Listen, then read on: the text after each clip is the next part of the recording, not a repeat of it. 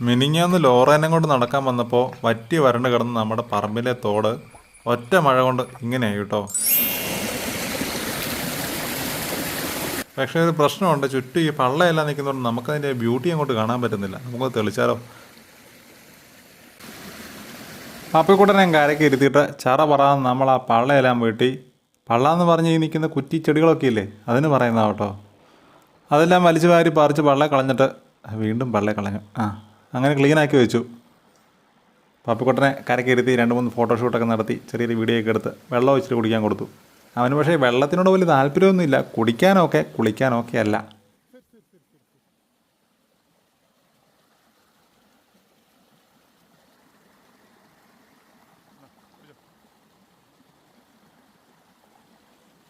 അവനെ അങ്ങോട്ടും ഇങ്ങോട്ടും ഒക്കെ ചാടിച്ച് കരയ്ക്ക് കയറി നിർത്തിയപ്പം അവൻ 2 കുരയും 2 ചാട്ടവും.